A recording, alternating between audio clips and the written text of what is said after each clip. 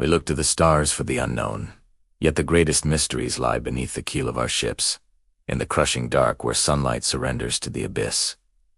The ocean isn't just water, it's a vault. For millennia, it has swallowed cities, claimed our and silenced the ambitious.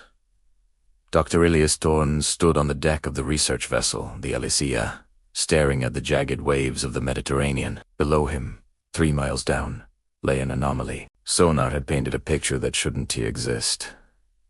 Geometric precision in a world of chaotic geology. Te Khaled at the silent Spire, but Elias believed it was the lost repository of Ogygia, fable of a city of scholars swallowed by the rising tides of the Bronze Age collapse. All systems green. Doctor. The voice of Captain Sarah Vance cruckled over the comms. The Nautilus 4 is prepped for descent. Elias turned from the horizon. Today, the vault would open. The submersible was a claustrophobic titanium sphere, a bubble of air against the weight of the world. As Elias and his pilot, Marcus, began their descent, the blue of the surface faded to indigo, then to a bruised purple, and finally, to a black so absolute it felt heavy. Depth, 2,000 meters, Marcus reported. External pressure increasing. Elias watched the viewport as bioluminescent creatures drifted past like ghosts. They were entering the midnight zone. This is where history stops, Elias whispered into his recorder. We are descending past the graveyard of modern ships, past the wrecks of the world wars, down to the bedrock of legend. The descent took 2 hours of silence, broken only by the hum of the scrubbers and the occasional groan of the hull. Sonar contact, Marcus said, his voice tightening. 300 meters out. It's massive, Elias. The scans didn't do it justice. Elias leaned forward, his breath fogging the glass. Hit the floodlights. Marcus flipped a toggle. Bams of high-intensity light. Got through the eternal night. Elias gasped. They were not looking at a rock formation. They were looking at a dome. Rising from the ocean floor was a structure of colossal proportions, crafted from a pale, iridescent stone that seemed to resist the slime of the deep. It was cracked, but it stood. Surrounding it were the skeletal remains of towers and toppled colonnades. It's a necropolis, Marcus murmured. No, Elias corrected, his heart hammering. It's a sanctuary. The Nautilus 4 drifted over the ruins, its lights illuminating statues standing vigil in the mud figures in flowing robes, their hands still clutching scrolls and stone tablets. Look there, Elias pointed. The main archway. It's breached. The massive doors of the central dome had been forced open, likely by the earthquake that sank the city. Through the gap, black water beckoned. We're too big to fit in there, Marcus said. I'll deploy the ROV. The remotely operated vehicle, a small drone named Puck, detached from the sub's underbelly. Elias grabbed the control joysticks, staring at the secondary monitor as Puck buzzed forward, its small camera light acting as a torchbearer into the tomb. Inside the dome, the water was still, without currents to disturb the silt. The interior was preserved in a state of eerie suspension.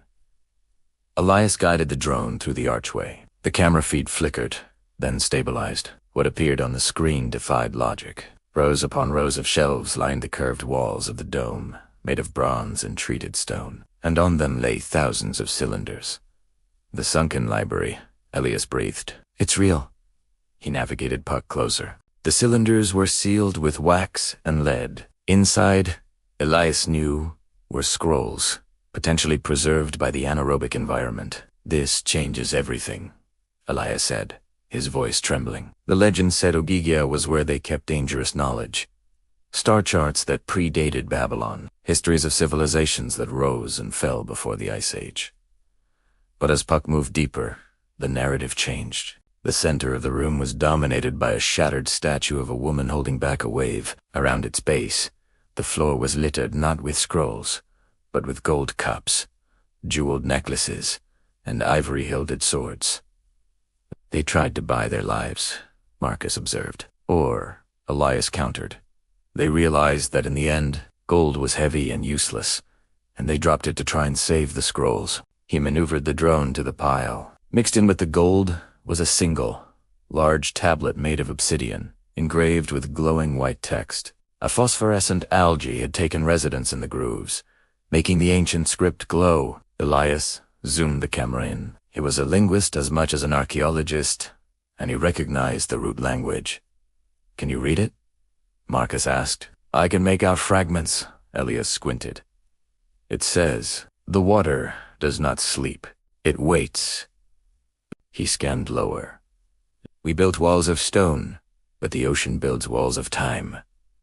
We ignored the signs, the heat, the melting ice, the shifting tides. We thought we were masters of the earth. We were only tenants. A chill ran down Elias's spine. This library wasn't just a repository of knowledge. It was a time capsule, a warning letter sent from the grave of one civilization to the future of another. They faced a climate shift, Elias realized, a rapid rise in sea levels. They tried to preserve their culture here, hoping someone would find it, but the waters never receded. Suddenly, the Nautilus forelurched. "Current spike," Marcus shouted. "Thermal vent eruption nearby. Pull puck out." Elias yelled. The drone was buffered by a sudden swirl of silt. Visibility dropped to 0. Elias fought the controls, guiding the drone by memory toward the exit. The drone burst out just as a cloud of debris engulfed the entrance. Marcus hit the thrusters, stabilizing the sub. "We need to surface," he sighed firmly. "We have the footage. We have the proof." Elias looked back at the dome, disappearing into the churning mud. "We have more than proof," he said. "We have a message."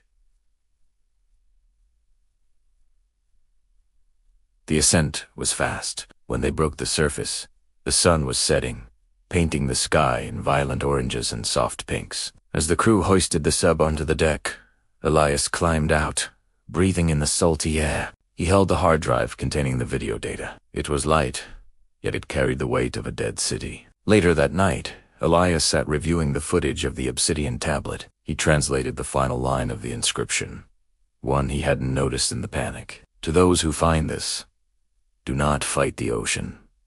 Respect it, for what is submerged may rise, and what stands tall will one day fall. We are the echo. You are the voice. Do not let the story end in silence." Elias closed his laptop. He thought of the cities and the coastlines of the modern world. New York, Tokyo, Mumbai. He thought of the rising tides recorded by modern satellites. The Sunken library had spoken. It was no longer a forgotten narrative. It was a mirror. The echo from the past has finally reached us. Now it's our turn to listen and to speak before we, too, fall silent. Thanks for watching. If this story moved you, don't forget to like, subscribe, and share. Let's keep these important conversations going.